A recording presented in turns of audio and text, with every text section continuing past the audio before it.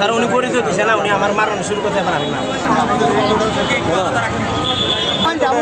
তোর মোবাইল দিবে রে ভাই, দালালি করে ছাড়বো কাহিনী করতেছো সেজন্য কোনোখানে ভাড়াই না ভাই, এটা ভুল। আমি ক্লিনার, আমি কোনোখানে ভাড়াই না। আপনি নাকি না, উনি আমার মারানো শুরু করতে পারেন না। ভাইয়ের কথা আমি রাখতাম, এই কারণে তোমাকে আবার ডাকছি ভিতর থেকে। আমার কথা হচ্ছে, যদি তুমি দোষ করে থাকো তাহলে আমার তোমার শাস্তি দিতে হবে। একজন আইন শৃঙ্খলা বাহিনীর সদস্যকে তুমি কিভাবে আঘাত করতে পারো? পরিচয় দিচ্ছে না, আমি হচ্ছে পাবলিক এলাকা। সাধারণ মানুষকে আঘাত করা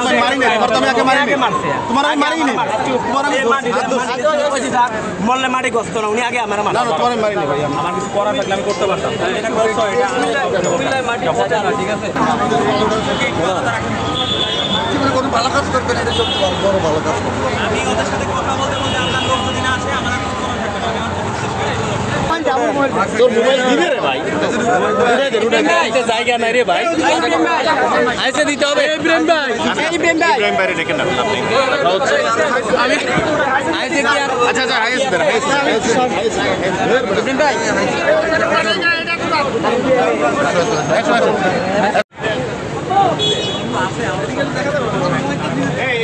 ডান সাইডে চাপাই দিতে হবে, দেখা যাবে। ভাই তুমি কোন হাসপাতাল পাঠাতে রোগী? কোন হাসপাতাল পাঠাতে রোগী? ওইখানে পাঠাইছি, যে ডাক্তার দেখাবেন তো দালালি করে।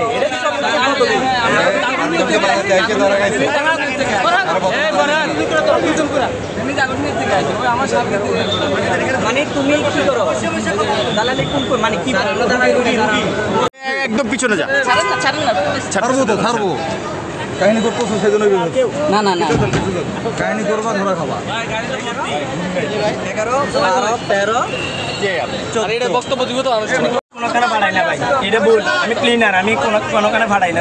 আপনি নাকি সাংবাদিক বলছেন? না, আল্লাহর গজব করবো যদি আমি সাংবাদিক বললে থাকি। তাহলে প্রেস মিট লাগানো এটা ফিতে কিনছি কাঠ লাগানোর লাগে, এটা পেজ নাকি এটা এটাও জানি না ভাই, মূর্খ মানুষ।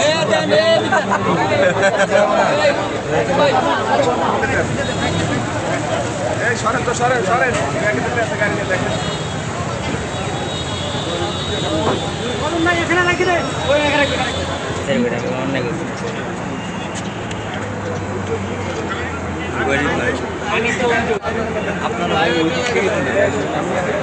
না ভাই ভাই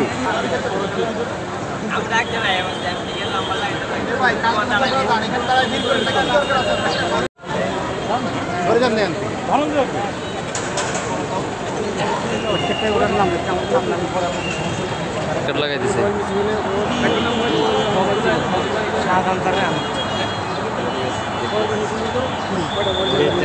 আর কেউ এই জন্য সাধারণ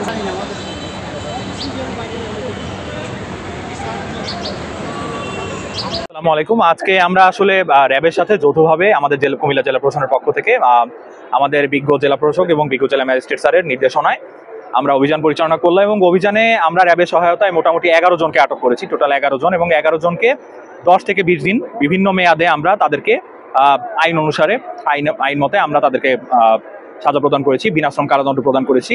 এবং আমরা জানি যে আসলে সরকারি হাসপাতালে সেবা নিতে গেলে যেসব অন্তরায় আমাদের মূলত ফেস করতে হয় তার মধ্যে অন্যতম হচ্ছে আসলে দালাল চক্রের হাতে পড়া। দালাল চক্রের হাতে দেখা যাচ্ছে যে যারা সহজ সরল মানুষরা আছেন, স্পেশালি যারা দূর থেকে আসেন, একটু রিমোট রিজিয়ন থেকে আসেন, তারা দালাল চক্রের হাতে পড়েন এবং তাদের হাতে পড়ে দেখা যাচ্ছে যে একটা বড় অ্যামাউন্ট তাদের হাত থেকে চলে যায় এবং প্রপার যে চিকিৎসা সেবা যেটা তাদের আসলে সরকারিভাবে বলি বা জনগণের অধিকার হিসেবে, মৌলিক অধিকার হিসেবে যৌক্তিকভাবে পাওয়ার কথা, ন্যায্য মূল্যে পাওয়ার কথা, সেই জিনিসটা তারা পান না।